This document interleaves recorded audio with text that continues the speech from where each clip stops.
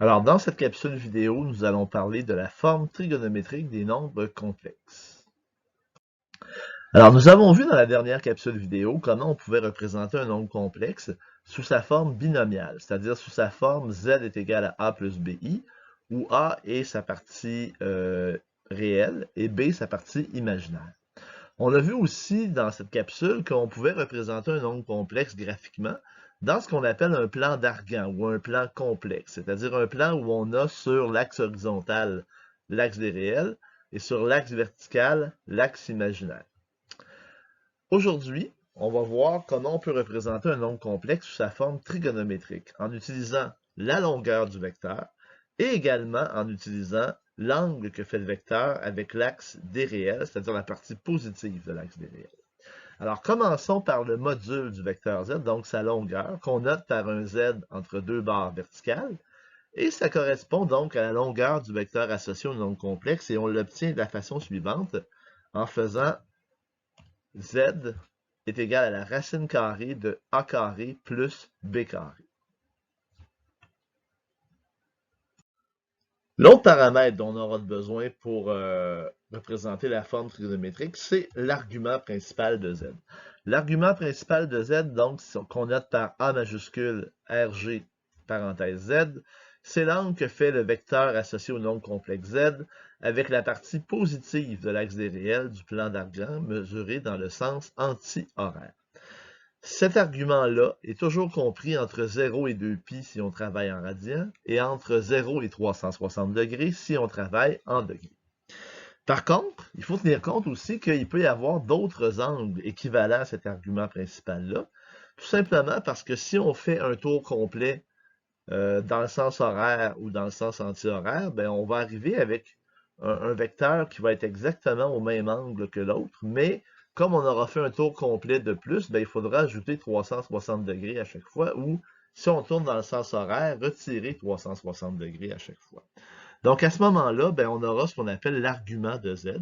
Donc c'est un angle θ, où θ, dans le fond, est obtenu en faisant l'argument de z plus 2 copies, où k est toujours un nombre entier. Ça, c'est si on travaille en radians. Mais si on travaille en degrés, ben, l'argument de z sera donné par l'argument principal de z, plus 360 degrés fois k, où k, encore une fois, est un nombre entier, élément de z. Par exemple, un nombre complexe qui a un argument principal de 30 degrés pourrait aussi avoir un argument de 390 degrés, c'est-à-dire si on prend 30 degrés et qu'on lui ajoute un tour complet de cercle, ben à ce moment-là, on revient à un angle de 390 degrés.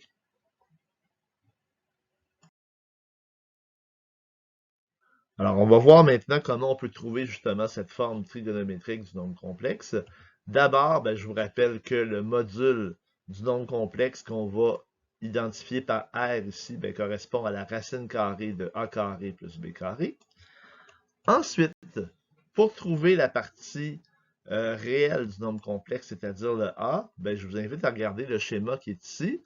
Si on fait le cos de l'angle, je vous rappelle que le cos, c'est le cosinus, donc c'est le côté adjacent sur l'hypoténuse. Ben, le cosinus, on l'obtient en faisant A sur R. Si on isole A dans cette équation, ben, on obtient que A est égal à R cos de θ. Ensuite, pour obtenir le B, donc la partie réelle, la partie imaginaire du nombre complexe, ben, je vous rappelle encore une fois que dans ce schéma, si on fait le sinus de l'angle θ, ben, on l'obtient en faisant le côté opposé sur l'hypoténuse. Donc, le sinus de θ va être égal à B sur R. Donc, B qui correspond à la partie imaginaire du nombre complexe va être égal à R sin de θ. Alors, ça veut dire que comme notre nombre complexe, il est de la forme z est égal à a plus bi, ben on remplace le a par r cos θ et le b par r sin de θ. On met le r en évidence et on obtient cos θ plus i sin de θ. Et c'est cette forme-là qu'on appelle la forme trigonométrique d'un nombre complexe. Donc, vous avez la définition ici à l'écran de la forme trigonométrique, qu'on appelle aussi la forme polaire du nombre complexe, où est-ce qu'on vous dit que bon, ben, le nombre complexe z est égal à a plus bi ben, est égal à z égale, correspond en fait à z égale r cos de θ plus I sin de θ. Et on utilise aussi une abréviation pour représenter cette égalité. Souvent, on va écrire Z est égal à R 6 de θ. Ben, le 6 veut dire tout simplement cos de θ plus I sin de θ. Donc, on va le représenter comme ça. Et dans cette forme trigonométrique, ben, le R, ça correspond au module de Z, donc à la racine de A carré plus B carré. Et le θ correspond à un angle qui fait partie de l'argument de Z. Donc, ça peut être l'argument principal, mais ça peut aussi être un angle équivalent à cet argument principal. Alors, allons-y d'un exemple. On vous demande de représenter sous forme trigonométrique le nombre complexe Z est égal à 3 plus 5i. Alors, la première chose, bien sûr, on va se faire une petite représentation graphique. Vous voyez donc que le vecteur associé à Z ben, est associé à une valeur de 3 sur l'axe des réels et à une valeur de 5 sur l'axe des imaginaires.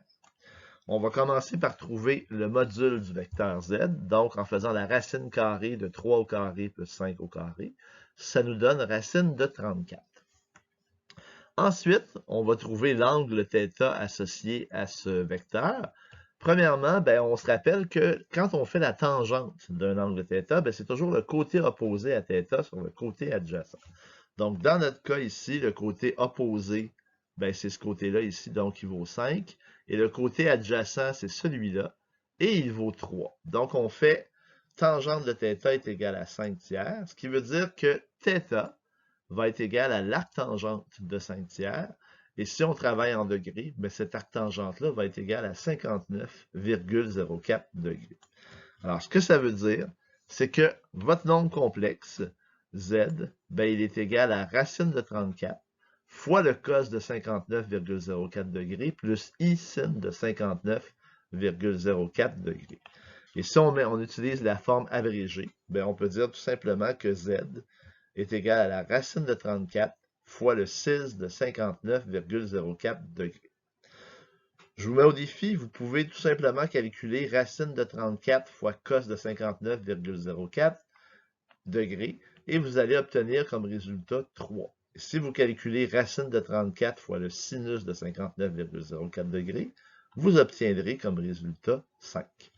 On a donc représenté le nombre complexe 3 plus 5i sous la forme trigonométrique que vous avez ici au bas de l'écran. Allons-y d'un deuxième exemple. On vous demande de représenter sous forme trigonométrique le nombre complexe W est égal à moins 7 moins 3i. Alors encore une fois, on va commencer par se faire une petite représentation graphique où on voit que le vecteur W ben, correspond à une partie réelle de 7 et de moins 7 et une partie imaginaire de moins 3.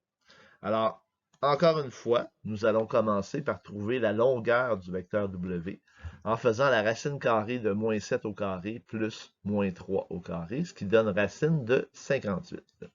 Ensuite, ben, on va trouver l'angle phi, en fait.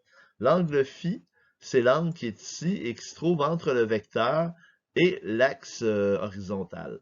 Donc, pour trouver cet angle-là, ben, on va encore se rappeler que si on fait la tangente de phi, ben, on va faire côté opposé sur côté adjacent. Donc, tangente de phi, ben, ce sera égal à 3 septièmes.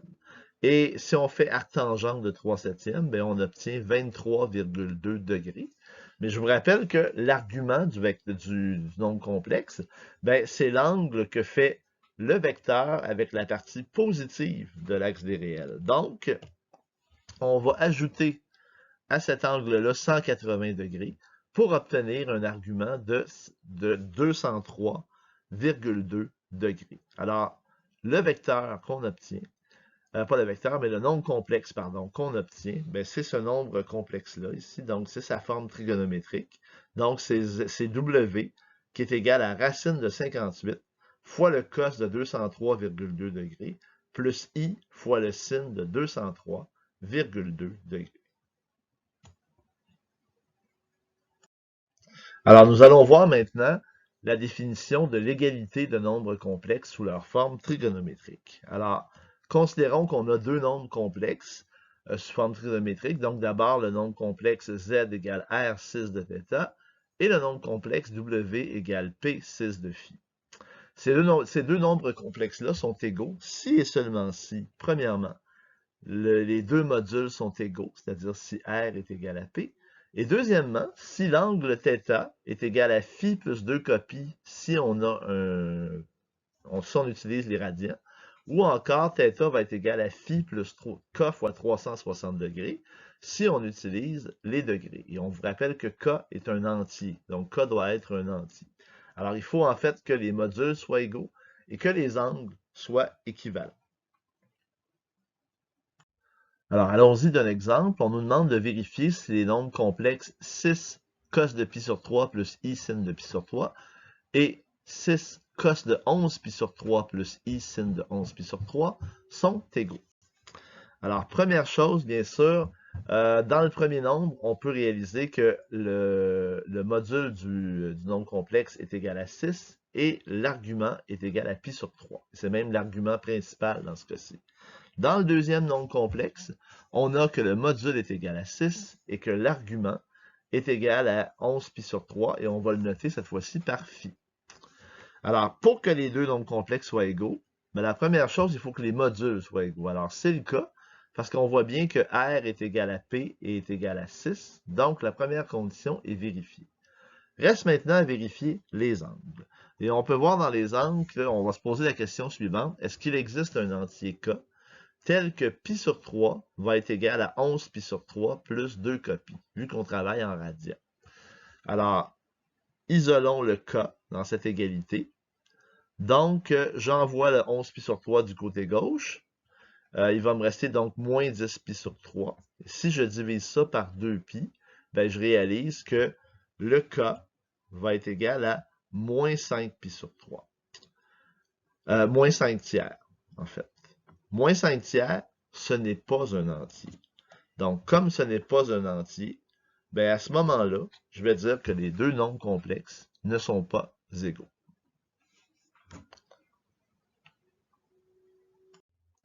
Alors, allons-y d'un autre exemple où on nous demande de trouver les valeurs de R et de θ pour que le nombre complexe Z égale R cube cos de 3θ plus I sin de 3θ et le nombre complexe W égale moins 8 soient égaux.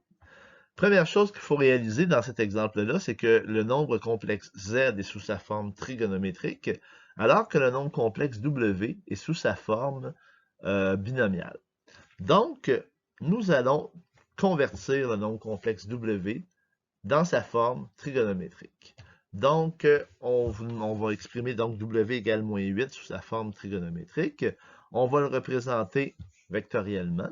Et on peut voir facilement que la longueur du vecteur W est égale à 8 et que l'angle que fait le vecteur avec la partie positive de l'axe des réels, ben, elle est égale à 180 degrés. Donc, on a que la norme de W, en fait, le module de W est égal à 8 et son argument est égal à 180 degrés, ce qui fait que le nombre complexe W est égal à 8 cos de 180 degrés plus I sin de 180 degrés. Donc, pour que les deux nombres complexes soient égaux, ben, il faut que Z égale R cube cos de 3θ plus I sin de 3θ et W égale 8 cos de 180 degrés plus I sin de 180 soient égaux.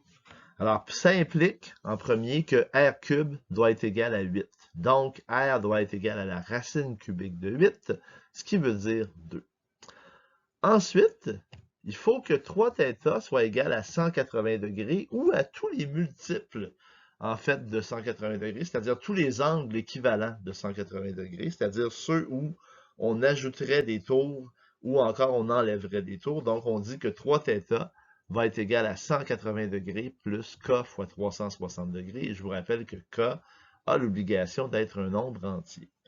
Alors, si on divise par 3 des deux côtés, ben, il nous reste que θ doit être égal à 60 degrés plus k fois 120 degrés. Alors, ça veut dire que pour que les deux soient égaux, ben, il faut à ce moment-là que R soit égal à 2 et que θ, finalement, soit égal à 60 degrés plus k fois 120 degrés. Alors, ça termine cette capsule vidéo. Vous pourrez faire en exercice les exercices de la page 494, numéro 1 et 2. Dans le numéro 2, on vous parle de la forme exponentielle. Pour l'instant, vous laissez tomber, on verra ça plus tard, mais vous êtes en mesure de faire la partie qui porte sur la forme binomiale et sur la forme exponentielle, et sur la forme trigonométrique, pardon. Merci de votre écoute.